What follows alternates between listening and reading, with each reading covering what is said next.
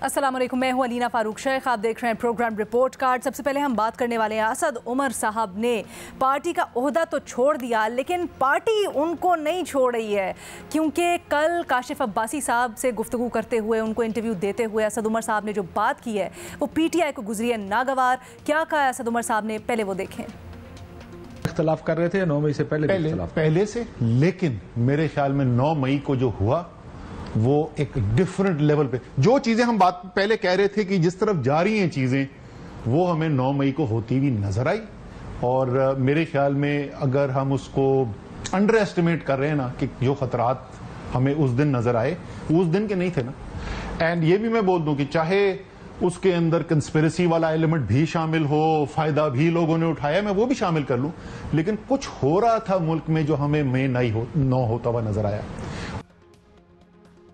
तो एक वक्त में जनरल सेक्रेटरी रहने वाले पाकिस्तान तहरीक इंसाफ के असद उमर अब कहते हैं कि चेयरमैन पीटीआई की टकराव की पॉलिसी से उनको इत्तफाक नहीं था और उसके ऊपर वो अमल दरामद नहीं करवा सकते थे, इसलिए उन्होंने पार्टी ओहदा छोड़ा। अब इसके ऊपर रद्द अमल दिया है गुज़श्ता रात इस इंटरव्यू के बाद पाकिस्तान तहरीक इंसाफ ने, और कहते हैं कि असद उमर के ख्यालात में काफ़ी इबहाम है, कन्फ्यूजन है, और वो जो दलाइल पेश कर रहे हैं उसमें वज़न नहीं है। अगर जमात या चेयरमैन के फैसलों से इख्तलाफ था और अमल दरामद नहीं करवा सकते थे, तो उसी वक्त आप मनसब से क्यों अलग नहीं हुए। कहते हैं कि जी असद उमर ने तस्लीम किया कि 9 मई के वाक़यात की मनसूबाबंदी तहरीक इंसाफ के किसी इजलास में नहीं की गई, फिर कि अब जब एक मनसूबे के तहत पार्टी को निशाना बनाया जा रहा है तो असद उमर साहब को इस्तीफ़ा याद आ गया है। इसके ऊपर भी सवाल उठाया है। ये एक तरफ इसके ऊपर सवाल अपने तज्जियाकारों से हम ये पूछेंगे कि असद उमर साहब एक मौक़िफ़ दे रहे हैं, उनके ख़िलाफ़ मौक़िफ़ आ गया है या वजाहत आ गई है उनके मौक़िफ़ के ऊपर, पाकिस्तान तहरीक इंसाफ की मौक़िफ़ किसका दुरुस्त है, अपने तज्जियाकारों के सामने आज हमने सवाल रखा है। बट हम सवाल में आगे जाकर या डिस्कशन में आगे जाकर ये भी बात करेंगे कि आज असद उमर, असद कैसर और शाह महमूद कुरैशी की जो ज़मानतें मनसूख हुई हैं और उसके बाद जो हमने मनाजिर देखे कि तेज़ी से असद उमर साहब और शाह महमूद कुरैशी साहब गाड़ी की तरफ रवाना हो गए, उनके पीछे भी क्या स्टोरी है। हमें ज्वाइन कर रहे हैं इरशाद भट्टी साहब, सुहेल वड़ायत साहब, रीमा उमर साहिबा और सलीम साफ़ी साहब भी हमारे साथ मौजूद होंगे। सुहेल साहब, सबसे पहले आप कहिएगा, आप क्या समझते हैं असद उमर साहब कल जो उन्होंने इंटरव्यू दिया, क्या आपको भी उसमें इबहाम नज़र आया, उसमें वज़न नहीं था, या आप समझते हैं कि वो दुरुस्त बात कर रहे थे कल? मेरा ख्याल है काफ़ी हद तक उन्होंने दुरुस्त बातें की हैं, और ये अलग बात है कि जो घोंसा बाद में याद आया उसे खुद मार लेना चाहिए। उस वक्त उन्होंने ये बातें नहीं की जब वो जनरल सेक्रेटरी थे और डिसीजंस में शामिल होते थे, लेकिन ये तो सबको नजर आ रहा था कि भाई इमरान खान साहब जो है जारहियत की तरफ जा रहे हैं, वायलेंस की तरफ जा रहे हैं, लड़ाई की तरफ जा रहे हैं, तसादम की तरफ जा रहे हैं।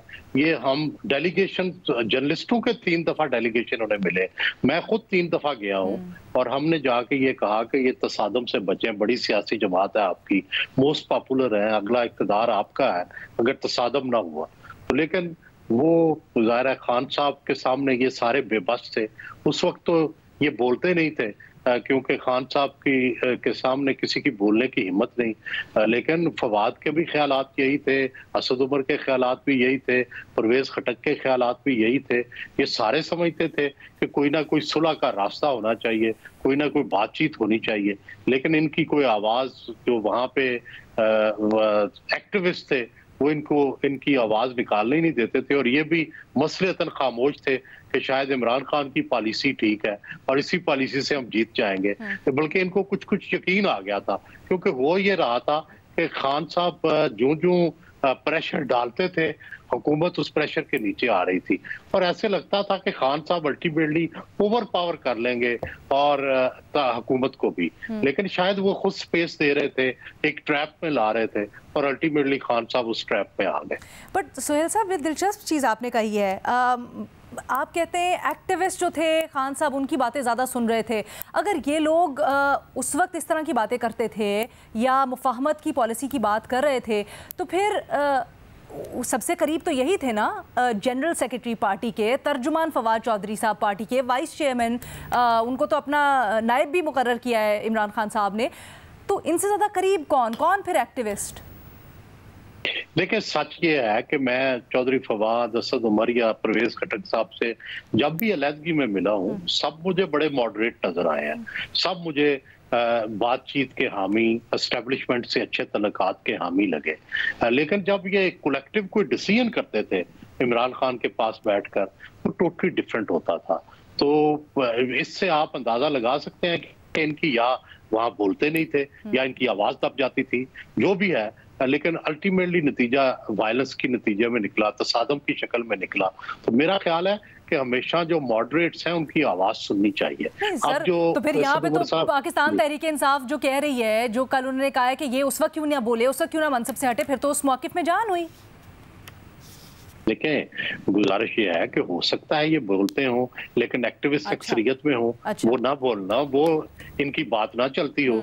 मतलब है, ये तो हमें पता है फवाद चौधरी का कि वो सबके सामने आके ये हमें भी कन्विंस करता था कि डायलॉग होना चाहिए, ठीक है, लेकिन वहां जब जाते थे तो कहते थे कोई डायलॉग नहीं, हमने डाकुओं से नहीं मिलना, हमने चोरों से बात नहीं करनी। तो इसका मतलब है कुछ तजाद तो था ना, कुछ तजाद तो था। भट्टी साहब, कहाँ था ये तजाद? ये जो एक्टिविस्ट जिनकी बात कर रहे हैं सुहेल वड़ायत साहब, ये कौन है और क्या वाकई में ये असद उमर साहब उस वक्त बात करते थे पार्टी के अंदर और इनकी सुनी नहीं जाती थी?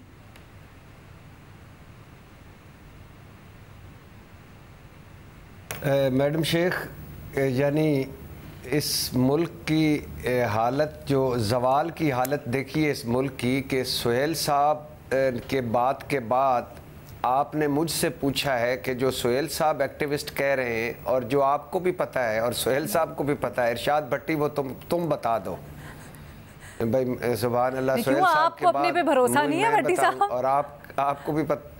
मुझे तो कुछ नहीं पता, मुझे तो आप लोग ही बताते हैं।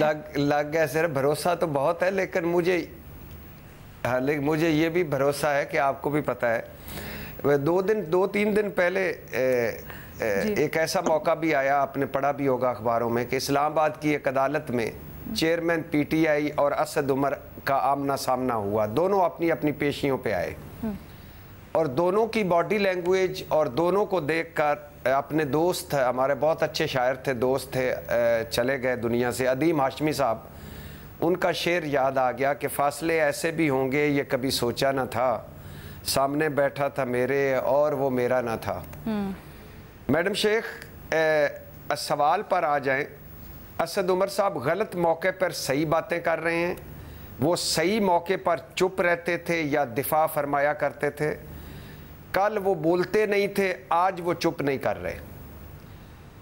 बिलाशुबा मैडम शेख, असद उमर उन लोगों में शामिल नहीं थे जिन्होंने लड़ाई शुरू की, या वो नहीं थे जिन्होंने जलती पर तेल डाला। ये जो इस्तेकाम पार्टी में कुछ चंद एक गए हुए हैं और उन चंद लोगों को, जैसे आप भी जानती हैं, मैं भी जानता, मैं अब नाम नहीं लेता, हो सकता है कई मरतबा नाम ले चुका हूँ, वो थे कि जो कहते थे कि यही रास्ता है इस मुल्क की तकदीर बदलने का, अवामी राज लाने का और सारों को औकात में रखने का। ये वो पार्टी की मीटिंग्स में कहते थे और कहते थे, खान साहब आपने वो कुछ कर दिया है जो 75 साल तारीख में कोई नहीं कर सका। खान साहब, अब वो दौर नहीं रहा कि आप भुट्टो बने, भुट्टो साहब का दौर और था, आपका दौर और है। खान साहब, आपने कमाल कर दिया है। आज वो सारे इस्तेकाम पर पाकिस्तान पार्टी में 90% उनमें वहाँ बैठे हुए हैं, 10% नहीं बैठे हुए।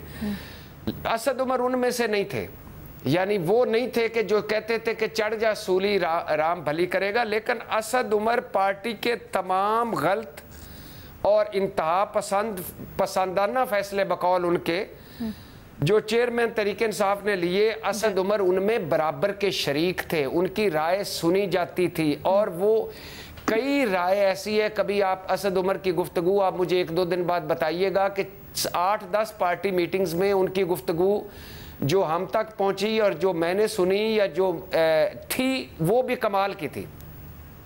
वो बराबर के शरीक थे, क्योंकि वो दिफा किया करते थे, वो जाराना सियासत के फजाइल बयान किया करते थे हमारे सामने। वो कहते थे कि खतरों से खेल कर ही आगे बढ़ेंगे और इन खतरों से खेलने के बाद ही ये आज़ादी होगी। और असद उमर साहब से एक दो मरतबा हमने पूछा कि कहाँ जहाद है भाई, जहाद का तो मकसद और नहीं होता। तो उन्होंने कहा कि आपको जहाद अकबर और जहाद असगर की किस्मों का नहीं पता, लाजवाब कर देते थे। अच्छा, फिर ये सारी मेरी मैंने जो फजाइल बयान किए हैं ये सारी छोड़ दें कि वो पीटीआई का दिमाग थे, पीटीआई के मुआशी माहिर थे, पीटीआई के में दूसरा बड़ा नाम थे, पार्टी सेक्रेटरी जनरल थे, और आज वो कह रहे हैं कि कोई गलत फैसले भी हो रहे थे, इंतहा पसंद फैसले भी हो रहे थे। तो चलो, जब गलत, और दो तीन बातें मैडम शेख और ज्यादा टाइम नहीं लूंगा, जब गलत और इंतहा पसंदाना फैसले हो रहे थे तो तब वो कम अज कम सेक्रेटरी जनरलशिप से मुस्ताफी हो जाते। ठीक है। सही तरह से जब पार्टी सूरत हाल भांप नहीं रही थी तब वो कुछ और नहीं तो साइड पे हो जाते, जैसे वजारत जाने के बाद पहली मरतबा वजारत खजाना जाने के बाद वो साइड पर हो गए थे। पीटीआई का मौक़िफ़ ठीक लग रहा है। आखिरी बात मैडम शेख, जब आखिरी बात, सिर्फ आखिरी बात, जब 9 मई हो गया, 10 मई आ गया, 11 मई आ गया, 12 मई आ गया, 13 मई आ गया, तो असद उमर साहब का ज़मीर नहीं जागा कि एक शर्मनाक दिन गुजर गया है, एक इतना बड़ा दिन गुजर गया है। जब वो हीट बर्दाश्त नहीं कर सके 9 मई को, तो मजबूरन उन्होंने ओहदे छोड़े, पार्टी में मौजूद हैं, जिस पार्टी में उनकी मर्जी के खिलाफ फैसले हुए और 9 मई हुआ उसमें अभी तक मौजूद हैं, और ओहदे भी तब छोड़े जब बोझ उठाना मुश्किल हो गया। वो पार्टी में कितने मौजूद हैं वो तो आपने जो अपने इब्तिदा में शेर पढ़ा, और फिर वो आमने सामने चेयरमैन तहरीक इंसाफ और असद उमर आए, उसका इशारा उससे मिल ही जाता है। बहरहाल छोटी सी ब्रेक लेनी है, रीमा उमर साहब और सलीम साफ़ी साहब की राय जानिए उसके बाद। असद उमर के बयान पर पाकिस्तान तहरीक इंसाफ ने वजाहत जारी की है और मुस्तरद कर दिया है जो भी उन्होंने सारे दलाइल दिए हैं और उनकी जो सोच है उसको। इसी के ऊपर अपने तजियाकारों की राय जान रहे हैं। रीमा, आपकी क्या राय है, किसका मौक़िफ़ दुरुस्त है, असद उमर या पाकिस्तान तहरीक इंसाफ? जी शुक्रिया रीना। दोनों का मौक़िफ़ दुरुस्त हो सकता है, कुछ हद तक गलत हो सकता है, लेकिन मेरा ख्याल है ओवरऑल सवाल मेरे लिए कुछ और है, और वो ये है कि पीटीआई किस तरह पाकिस्तानी कौम को, अवाम को बेवकूफ़ बनाती रही पिछले 1 साल में। उनकी जो पूरी सियासत है, आप उसका एक एक जिस पे वो खड़ी थी फाउंडेशन पिछले 1 साल में, वो उठा के देख लें, उसको कोई ओन ही नहीं करता। वो सब लोग जो बहुत ऊंची आवाज में, बहुत अग्रेसिवली अवाम के सामने अपनी स्ट्रैटेजी, अपना मौक़िफ़, अपना प्रोपेगेंडा लेके जाते थे, वो अब उसे ओन नहीं कर रहे और ब्लेम गेम खेल रहे हैं कि हम तो अग्री नहीं करते थे, ये तो चेयरमैन साहब के फैसले थे। आप शुरू कर लें अमेरिकन कंस्पिरेसी से। एक ऑडियो लीक भी आई थी जिसमें असद उमर उसका हिस्सा थे, जिसमें बताया जा रहा था कि हमारा जो एनालिसिस है, हमारी बातचीत है, उसको मिनट्स के फॉर्म में हम we will play with it. सबको मालूम था यूएस कंस्पिरेसी झूठ है, लेकिन इंपोर्टेड हुकूमत नामंजूर का जो ट्रेंड है वो कौन चलाता था? क्या उसमें असद उमर जो थे वो इंटायरली बिल्कुल इक्वली रिस्पॉन्सिबल नहीं थे? और हम जो भी बात करते हैं कि इमरान खान साहब की पॉपुलैरिटी की, वो क्या इस प्रोपेगेंडा ने, इस झूठ ने उस पॉपुलैरिटी में इजाफा नहीं किया? ये पहला था। और अलीना, बार बार हम बात कर चुके हैं कि किस हद तक ये झूठ था। दूसरा, अब असद उमर साहब को याद आ गया कि जो दूसरी पार्टीज हैं वो भी करोड़ों वोट्स लेके आई हैं, आपने उनसे बातचीत जरूर करनी है, वो भी अवाम को ही रिप्रेजेंट करती हैं।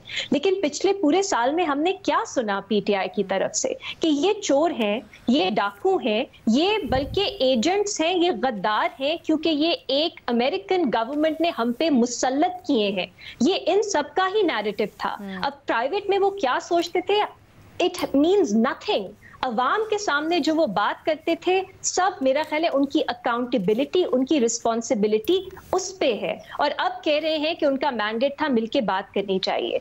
तीसरा, एंटी फौज बयानिया, मैं इसको एंटी एस्टैब्लिशमेंट बयानिया नहीं कहूंगी, क्योंकि आखिर तक वो कहते रहे कि हमसे बात कर लें, हमें इलेक्शन दिलवा दें। ये असद उमर ही थे जो कहते थे कि हम आपस में बातचीत करके हमें क्या मिलेगा, रियासत को, जिसमें वो सुप्रीम कोर्ट और मिलिट्री का नाम लेते थे, कि उन्हें एज इंस्टीट्यूशन से मौक़िफ़ लेना है कि इस मुल्क में पिछले साल से इलेक्शंस ही हल हैं। तब उनको याद नहीं था कि जो लोग इस वक्त गवर्नमेंट में हैं वो करोड़ों वोट्स लेके आए हैं और उनके बगैर आप इस तरह उन पे फैसले कोअर्सिवली मुसल्लत नहीं कर सकते। ये उनकी जो बुनियादी सियासत थी पिछले साल में उस इन फाउंडेशंस पे खड़ी थी और इसने हमें नफरत की तरफ, इसने हमें डिस्ट्रक्शन की तरफ, इसने हमें इस इंस्टेबिलिटी की तरफ जो हम आज देख रहे हैं वहां लेके आई। मैं दो और चीजों का इजाफा करना चाहूंगी कि वो रियासत और हुकूमत में तफरीक करना भूल गए थे।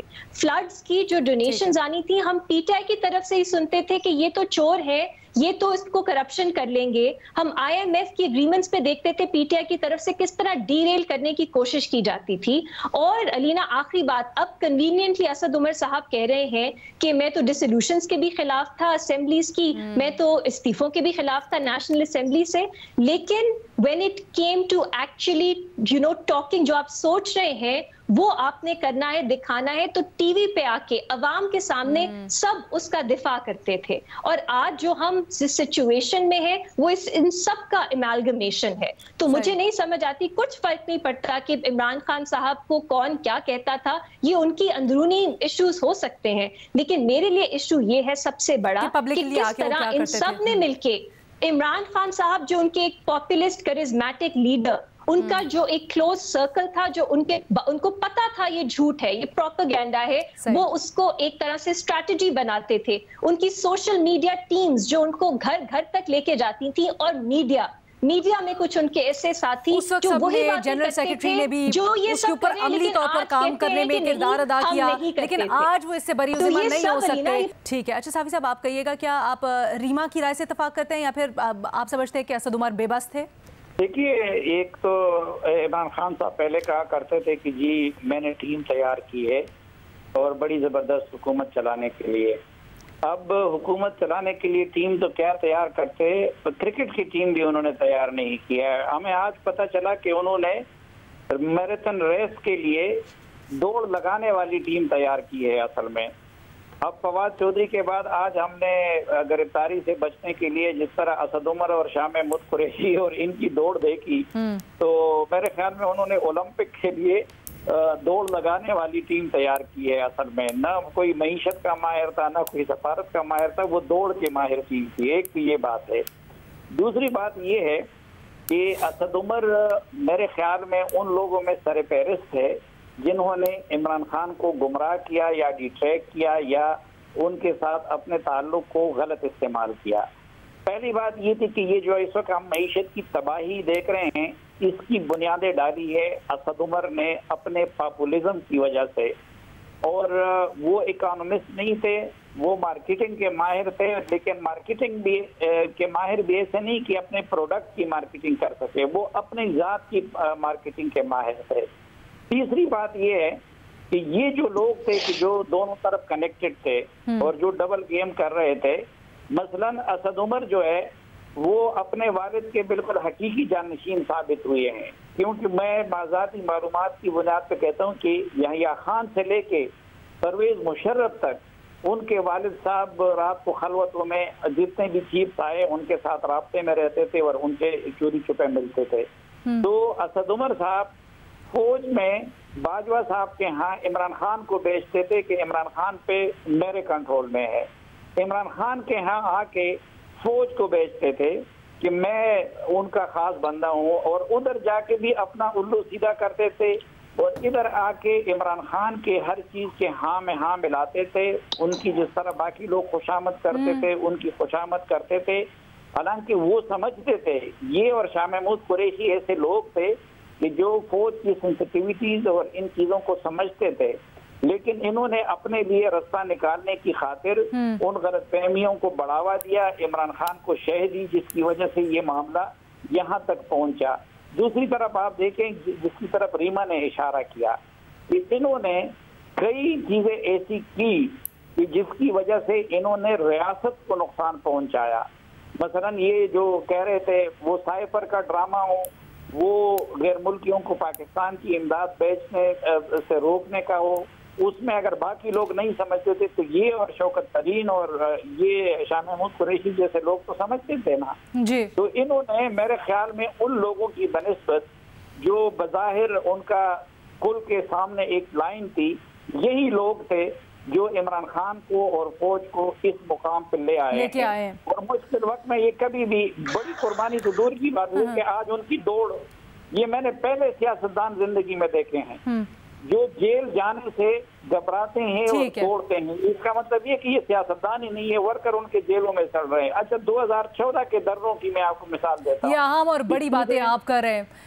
ठीक है सलीम साफी साहब, मुझे एक ब्रेक की इजाज़त दीजिएगा, एक ब्रेक लेनी है। आई थिंक रीमा आप कुछ ऐड करना चाह रही हैं, प्लीज़ अगर बहुत मुख्तसर रख सकें तो। अलीना जी, मैं सिर्फ ये कहना चाह रही हूँ, इस वक्त मेरी जो सारी सिंपैथीज हैं वो पीटीआई के वर्कर्स की तरफ हैं, जिनको इन सब ने मिलके, चाहे वो इमरान खान की तरफ से फैसला साजी हो रही थी या इन सब की वजह से उन्हें गुमराह किया जा रहा था, मेरा इसमें इंटरेस्ट नहीं है, लेकिन ओवरऑल जो पब्लिक शक्ल निकल के आ रही थी इनके प्रोपेगेंडा की, इनके झूठ की, इनकी स्ट्रैटेजी की, उसमें जो आम वर्कर्स का, आम लोगों का जो हाल हो रहा है आज, और ये उनका कुछ नहीं कर पा रहे अलीना, क्योंकि रियासत at the end of the day जब वो अपना माइट दिखाती है तो हम देख रहे हैं कि वो कितनी ब्रूटल और ऑप्रेसिव होती है। और उन लोगों को आपने इतना वल्नरेबल कर दिया अपने झूठ में, अपने इस तरह जो बहकावा था उसमें लाके बार-बार पड़े और उनको कोई भी नहीं बचा सकता। इन्हें माजरत करनी चाहिए, इन्हें माफी मांगनी चाहिए। अपना तो वो देख रहे हैं पॉलिटिकल फ्यूचर, ये मैटर नहीं करता, लेकिन इसीलिए मैटर करता है कि हम इस तरह की चीजों को उठाएं, इसके ऊपर क्लियर करें, डीबंक करें और बताएं बार-बार कि किस तरह से ये सारा का सारा मामला उठा और फिर लोगों ने इसके ऊपर ब्लाइंडली ट्रस्ट किया और उसकी वजह से आज हम देख रहे हैं कि जिस तरह आप कह रही हैं बेचारे कारकुनान, उनका कोई पुरसाने हाल नहीं है, सारे एक दूसरे के ऊपर ही ब्लेम डाल रहे हैं। बहरहाल हमारे तज्जियाकारों की आपने राय सुनी, एक छोटी सी ब्रेक लेंगे, उसके बाद वापस आएंगे और दूसरे सवाल डिस्कस करेंगे।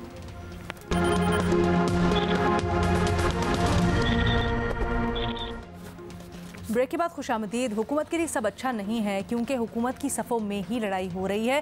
पीपल्स पार्टी हुकूमत से खुश नहीं है और वो है सिंध में सैलाब मुतासरीन के लिए 25 अरब रुपए मुख्तस करने का मामला।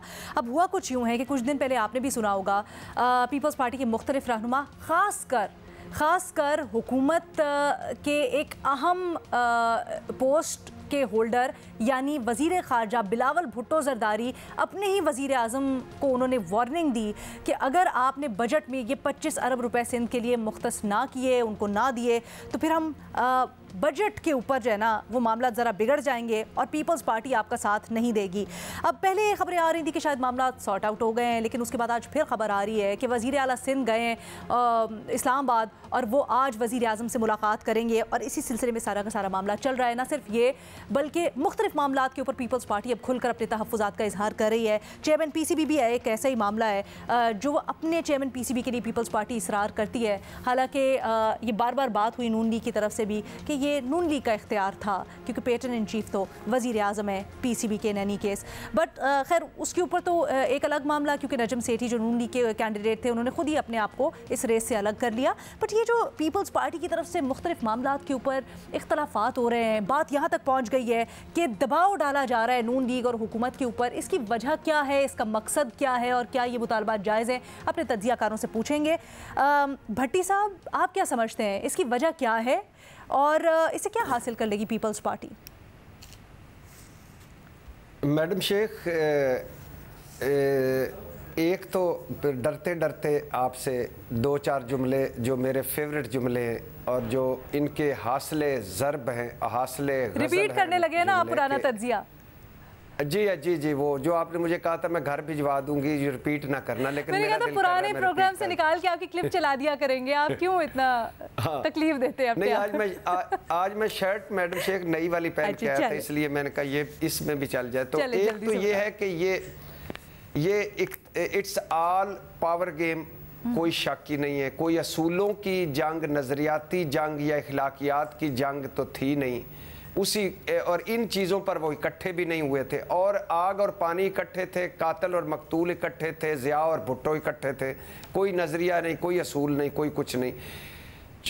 लेकिन और दूसरी बात यह है कि ये जमहूरियत और मुल्क व कौम के सामने रख के हमें वो भी ड्रामा दिखाते हैं कि हम इकट्ठे हो गए हैं और वो भी दिखाते हैं हम अलहदा हो गए हैं। एक तो ये, दूसरी है मैडम शेख, ये इसका एक एंगल है सियासी ब्लैकमेलिंग। पता है उनको कि ये आखिरी 2 महीने चल रहे हैं, पता है उनको कि अपने जो चंद मुतालबात है वो मंजूर करवा लें, पता है उनको कि हमने पंजाब में अब इनके खिलाफ सीट्स एडजस्टमेंट नहीं करनी बल्कि इनके खिलाफ इलेक्शन लड़ना है, क्योंकि ऊपर वाली पार्टी तितर बितर हो गई है। अच्छा। तो अब हम हैं और ये, और फिर आपको मैंने बताया था पिछली मरतबा भी कि उम्मीदवार 2 हैं, प्लान 2 हैं। उनका प्लान ए है मुस्लिम लीग नून का, बनता उस शेप में ढलता नज़र आता है, कल का कोई पता नहीं कि नवाज शरीफ उनके उम्मीदवार होंगे या उनका अपना उम्मीदवार एक बड़ा फेवरेट उम्मीदवार, और इनके बिलावल भुट्टो के सेरे सजने हैं। तो पंजाब इसका मेन गढ़ होगा, तो लिहाजा पंजाब पे वो कर रहे हैं और अब वो उस मूड में आ रहे हैं, इलेक्शन मूड में आ रहे हैं। अच्छा। इख्तलाफात भी हैं लेकिन वो ऐसे हैं कि जिन पे जैसे तरीके इंसाफ पर बहसीयत पार्टी पाबंदी लगाना ये 1 पेज पे नहीं थे, फौजी अदालतों में मुकदमे चलाना ये 1 पेज पे नहीं थे, और चेयरमैन पीसीबी ये 1 पेज पे नहीं थे, और इसके अलावा 2-4 जो फैसले जो ये 25 अरब सैलाब वाले नहीं, इसके अलावा 2-4 जो फैसले या 2-4 जो प्रॉमिसेस किए हुए थे उस पे भी ये 1 पेज पे नहीं थे। तो 3 मेन वजह हैं। एक तो ये कि बड़ा सियासी मुखालिफ से किसी हद तक जान छूट गई, उसकी वजह से इकट्ठे थे, लिहाजा अब अपनी अपनी पोजीशन पे जा रहे हैं। दूसरा इलेक्शन मूड, तीसरा पंजाब में रस्साकशी, और चौथा छोटे छोटे इख्तलाफात हैं जिनको सामने रख के सियासी ब्लैकमेलिंग और वो जो अपने सलाम मुतासिरीन के लिए पैसे बहाना एक्चुअली वजह है, ये जो 3 आप बता रहे हैं।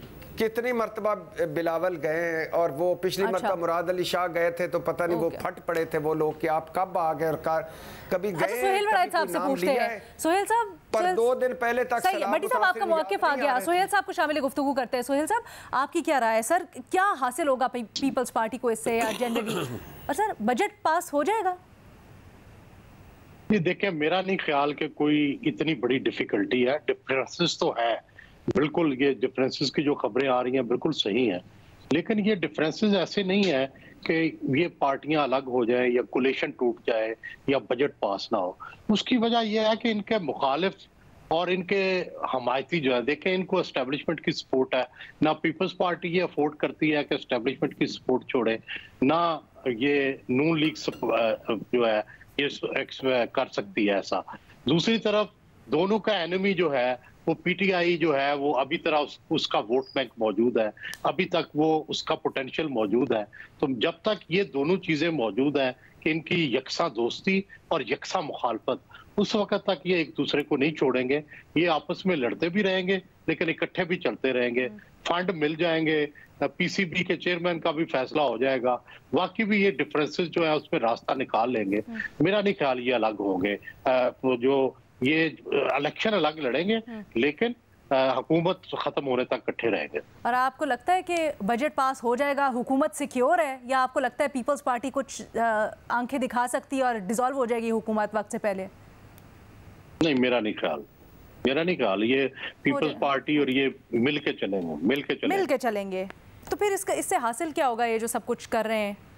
ये अपना देखें, ये मसल पुल करते हैं एक दूसरे से अपने काम निकलवाने के लिए, दबाव डालने के लिए, तो वो करते रहते हैं। वो तो पॉलिटिकल पार्टीज अलग जो हैं तो अपने अलग अलग काम है, अलग अलग इंटरेस्ट है, उनको वाच करते हैं। वो चाहते हैं सिंध में 25 अरब और मिल जाए ताकि हम अपने जो वोटर हैं या वोट बैंक है उसको ज्यादा महफूज कर लें, खुश कर लें। ठीक है ना? अब वोटर और वोट बैंक को कितना खुश करना है या कितना वो होता है, ये तो बहुत बड़ा सवालिया निशान है। रीमा, आपकी तरफ आना चाहूँगी, मुझे ये बताइएगा आपको क्या वजह लगती है इसकी, और क्या आपको लगता है जिस तरह से मुतालबात चल रहे हैं, आर्म ट्विस्टिंग चल रही है, ये दुरुस्त है? अलीना, जब ये कोalition बनी थी वोट ऑफ नो कॉन्फिडेंस के बाद, बहुत से लोग कहते थे ये तो महीना साथ नहीं चलेंगे, ये चू चू का मुरब्बा है, मिक्स्ड अचार है, इसका कोई फ्यूचर नहीं है। लेकिन अब नेशनल असेंबली का टेन्योर खत्म होने को आया है और वो साथ हैं, और मेरा ख्याल है तब तक वो साथ ही रहेंगे।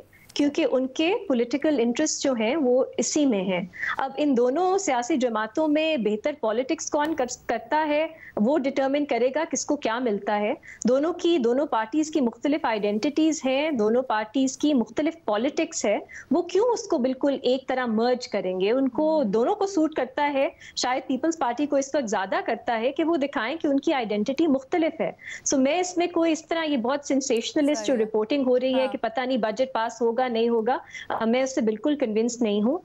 मेरा ख्याल है ये बिल्कुल नॉर्मल है, एक्सपेक्टेड है और ये नेशनल असेंबली के टेन्योर पूरा होने तक साथ ही रहेंगे। अच्छा रीमा, आपसे थोड़ा मुख्तलिफ सवाल भी करूंगी।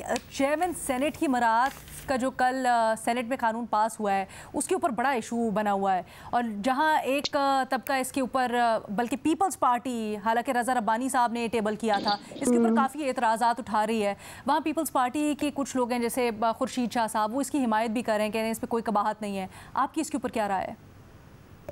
अलीना, रिडिकुलस, और मुझे बिल्कुल समझ नहीं आई जो मुल्क जिस क्राइसिस में इस वक्त गुजर रहा है, जिस तरह ये bill private members bill introduce हुआ, जिन लोगों ने इंट्रोड्यूस किया, उसकी जो प्रोविजंस हैं आप देखें, आपको एट द सेम टाइम हंसी भी आती है कि वो क्या सोच रहे थे, और आपको बहुत तशवीश भी होती है कि क्या आपको अंदाजा नहीं है आपका मुल्क कैसा है, क्या आप ये अफोर्ड कर सकते हैं कि नहीं। आप कंपेयर करें इस तरह की सिमिलर पोजीशंस दुनिया भर में, आपको इस तरह के पर्क्स और प्रिविलेजेस प्रेसिडेंट्स को नहीं मिलते जितना यहाँ आप चेयरमैन सेनेट और एक्स चेयरमैन सेनेट को देना चाह रहे हैं। और आज जियो पे फैक्ट चेक भी इस पे हुआ है कि वो जो क्लेम कर रहे हैं कि बजट पे या हुकूमत के एक्सपेंडिचर पे इसका कोई इम्पैक्ट नहीं होगा, वो बिल्कुल झूठ है। हाँ। तो आई होप कि ये नेशनल असेंबली पास ना करे, और मैं देख रही हूँ बहुत पब्लिक प्रेशर भी है, इसको एक्सेप्ट करें कि ये गलती थी और फिर से रिपीट ना करें।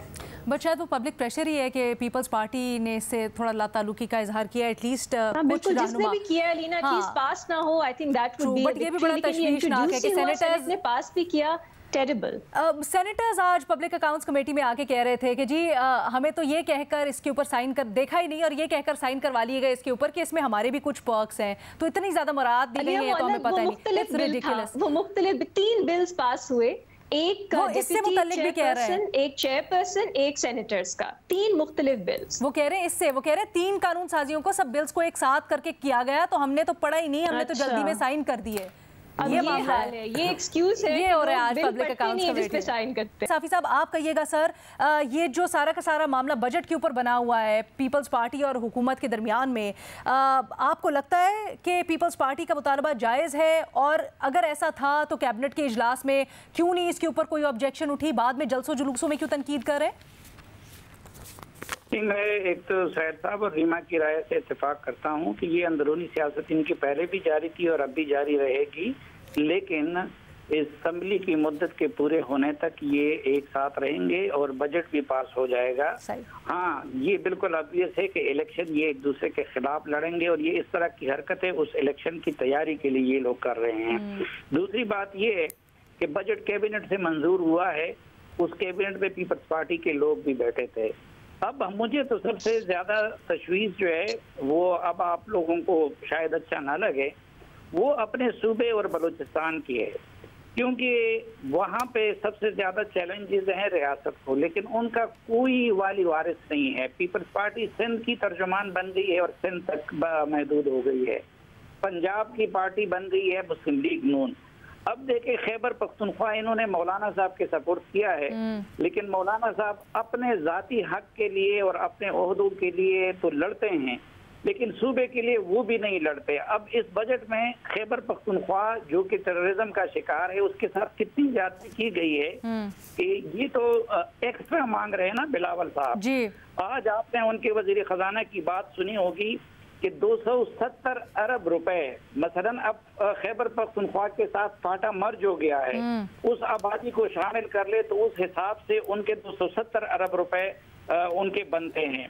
वो उन्होंने चंद अरब रुपए दिए हैं, वो भी मरकज खर्च करेगा, सूबे को नहीं दिए हैं। फिर नेट प्रॉफिट के उनके 62 बिलियन इस साल के बनते थे। 62 बिलियन में इन्होंने सिर्फ उनको 5 अरब रुपए दिए हैं, लेकिन उनके लिए कोई आवाज उठाने वाला भी नहीं है। आखिर में मैं ये जो सेनेट का के सर, हमें बड़ी खुशी है कि आप हमारे पैनल पे बार बार आवाज़ उठाते रहते हैं। हमें तो इस बात के ऊपर फख्र है कि तमाम सूबों की नुमाइंदगी होती है।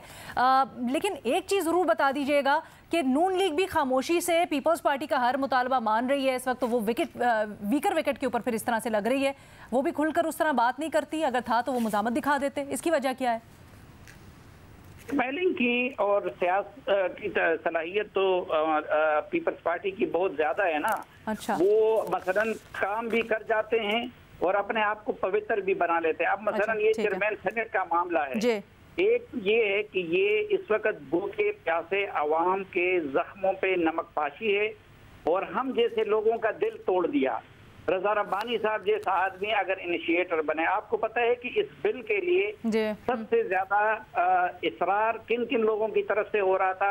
रजा रब्बानी साहब की तरफ से पीपल्स पार्टी, फारूक इजनाइक साहब की तरफ से पीपल्स पार्टी, और एक मुझे बहुत दुख हुआ क्योंकि हम दिल में बड़ी कदर करते थे, वसीम सजाद साहब, वो एक्स प्रेसिडेंट के मराद भी ले रहे हैं और वो भी इसके लिए पुश कर रहे थे। तो पीपल्स पार्टी इस चीज का इनिशिएटर भी बन गई और दूसरी जो है वो कहती है मैं गरीबों की तर्जुमान हूँ, मैं फलां हूँ, मैं फलां हूँ। अगर पीपल्स पार्टी न सिर्फ ये कि अगर ना चाहती तो ये हो नहीं सकता था। अब रजा रब्बानी, फारूक इजनाइक और पब्लिक प्रेशर आए अपेरेंटली, तो उसके ऊपर अब कह रहे हैं कि हम इसको कौमी असम्बली से पास नहीं होने देंगे, इसकी मजम्मत करेंगे। हमारे तज्जियाकारों की आपने राय जानी। आज प्रोग्राम से इतना ही। अल्लाह हाफिज।